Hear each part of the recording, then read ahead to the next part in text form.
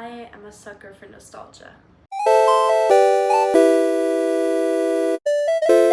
Hi guys, my name is Dahlia or just Leah. Welcome to my new channel, my little space on the internet. As an introduction to my channel, I wanted to talk about nostalgia and the early 2000s and why a lot of us are still obsessed with the 2000s. Because my ultimate goal for this channel is to bring back that energy, that vibe. All my friends know by now that I am a super nostalgic person who just seems to be stuck in the 2010s. I was a teenager during that time, so it shaped a lot of who I am as a person. And I'm not gonna lie, I haven't really moved on. Whenever I try to come up with an explanation as to why I'm like this, why I'm so in love with the 2000s, and why I'm so in love with that era of YouTube especially, I always kind of just default to like, I was just happier. You know, as a kid, I didn't have any bills, no rent, no stuff to worry about like that. I was an adult, and it was just a happier and easier time. And while I think that's absolutely true, I think there's a deeper reasoning behind it that we can't discount. The 2000s for me, especially as a little scene mo kid, was a period of originality and creativity and literally just finding yourself and being yourself and not being afraid to show that off. That's kind of what the scene phase, like the scene community felt like at the time. YouTube videos back then were low production, they were more genuine, easygoing, more random. Like, I feel like you could stumble upon a random video of like a bunch of friends just chatting and you would find it really entertaining back then. I feel like people nowadays don't have the attention span for something like that, but I remember just stumbling onto the most random videos and just enjoying it for what it is. And it wasn't some high cost production, it wasn't some scripted video, it was just like complete randomness, and I don't know, I found it super entertaining. The state of social media right now is definitely, it's something that I hope most people are very aware of.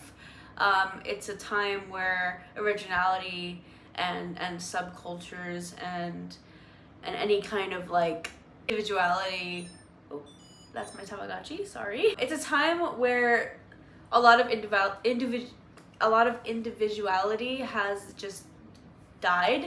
Awful algorithm wants you to find one box to put yourself in, and it wants you to post like 5 shorts a day, and you have to post like less than 30-second videos because people don't have the attention spans for longer videos, and all this kind of stuff that takes away the fun of what the internet used to be when it first was growing.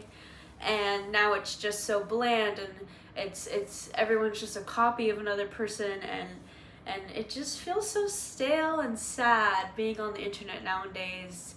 And while YouTube is still my favorite platform, it's definitely changed a lot too. I am a person who just cannot choose one niche. I've tried to do it for like over 10 years on YouTube now. I've had so many different accounts. I've had so many different like branding changes and stuff to fit what niche I'm like what niche is in the forefront of my mind at that time. So I've done gaming, I've done books, I've done university vlogs type of stuff, I've done bullet journaling, I've done cosplay, I've done everything. Everything that interests me. I've done art, I've done pixel art, I've done running a small business, I've done it all, and it's always been like one niche for my channel. And then the issue with that is because I have so many different interests that come and go. ADHD is a funny thing. Because I have so many different niches that come and go, that type of content just isn't something that's sustainable for me. Let me check on him. Amanda's on the toilet right now. The state of social media now has just killed any kind of creativity, and we've also seen this thing, especially with TikTok. And listen, I'm on TikTok all the time, so like I'm definitely I'm a problem too. But like the rise and fall of subcultures in this time of social media is kind of crazy. It's like 2 years ago it was cool to be alt again, and then now suddenly everyone's conservative and like trad wife and like that girl and it girl and all these different types of girls. There should still be a space for people to find new things. Like maybe you as a kid were always too shy, or you never had the resources to try something like goth culture and stuff like that.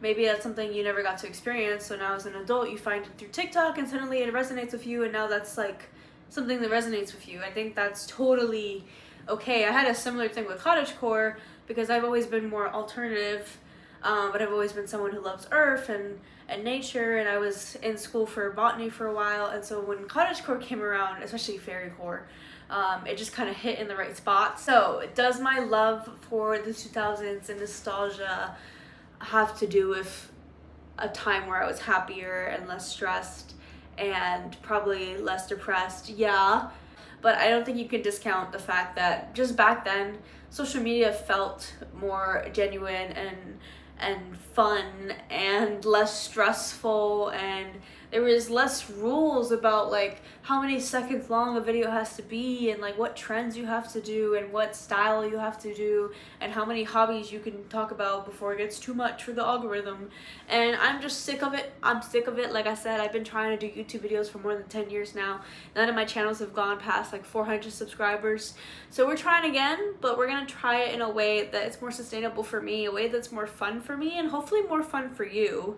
I was listening to a podcast, listening to the T4T podcast, which is a new podcast. One of the girls was talking about how she makes selfish content, and what she meant by that was that she didn't make content about makeup or like fashion or stuff like that, or nails and stuff like that. She made content about herself, and I think that's how I want to approach this channel too. This channel is my space on the internet. It's a place for me to share my experiences, my hobbies, my love for things, my hatred for things.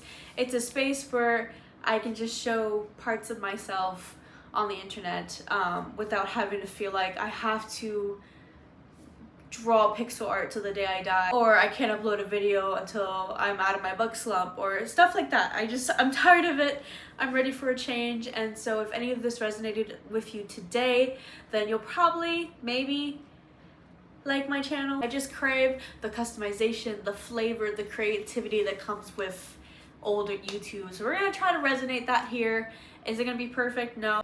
Am I still a victim of current social media, its trends and its algorithm? Yeah, I am, but we're gonna try our best. And if any of this resonated with you, then hopefully you'll like my channel.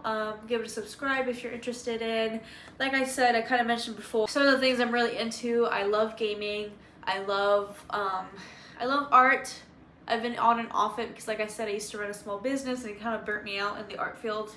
So I'm still struggling with there, but I love art. I love gaming. I love, what else do I love? I'm getting into the doll customizing. I love, what else do I love? I love fashion. I like doing stuff to my hair. I like makeup. I like a lot of different things, and I want to be able to have a space to show all of it and not feel like I have to always delete so much footage from my vlogs when it doesn't fit in the vibe of the video. So yeah, I hope you guys enjoyed this video, and I will see you soon with my first video besides this little introduction video. Okay, bye!